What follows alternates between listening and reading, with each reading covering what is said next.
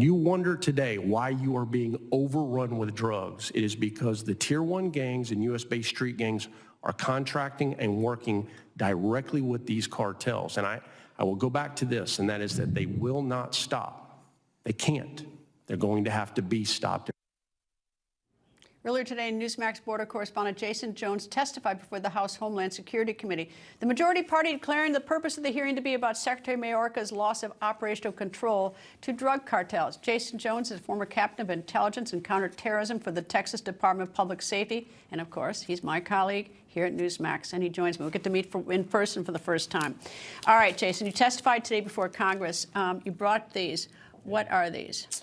What you're looking at is America's new slave trade. That's where Cartel de Gafo, I broke that story in February of 2021, began putting wristbands on men, women, and children to ensure that the debt, what they call the piso or the tax, is paid. And when these people didn't have the money and we moved them throughout this country, now they're indebted for years, if not decades, to come to these cartels. And how's it collected once you get through? It's a great question. So what they do is they'll take, when you enter the stash house on the Mexico side, they're literally taking all of your information from your phone and validating your mother, your father, and your country of origin. And then they call that number and make sure that that's their family member.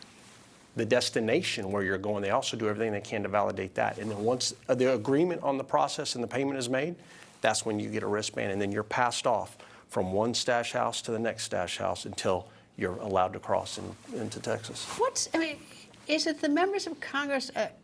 I think they care. Are they just sort of thick in the head that they don't go down and see what's going on? I went down, to Necoclí, Colombia. You know this story better than anybody else on the border. And there's just no way you can describe it anything else. This is a horror. It is a horror show. And I used to get really frustrated with the elected folks, but what I realized is the U.S. intelligence agencies, Greta, and the federal law enforcement are not briefing them on what's taking place. I briefed a lot of them privately. You may remember Senator... Well, that's their fault not getting the information to them. You can blame Intel, but right. Congress sort of has a job. And so does the president, Agreed. and the president too. I don't take away from that. You're absolutely right. But I will also tell you that, law enforcement doesn't want you to realize how bad this is. This is the problem with the intelligence. I will say it again and again, that what we're witnessing is the largest U.S. intelligence failure since 9/11. And I mean that to the very core of who I am, because when I retired, I went public because of how violent these cartels are.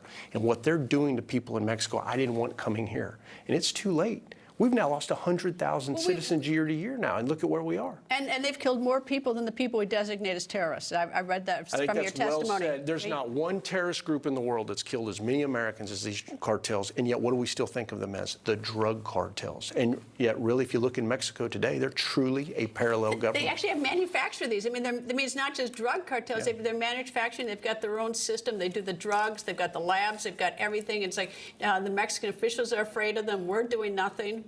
You can't make it up. And you see the number on there? That number is assigned to the migrant, goes in the database. This is how broken we are. And yet, I went there today to tell them, you've got to take action. You can't wait. 300 families today got the knock at the door from a law enforcement officer that said the person they love the most in the world is never coming home because of the fentanyl crisis and methamphetamine crisis in this country.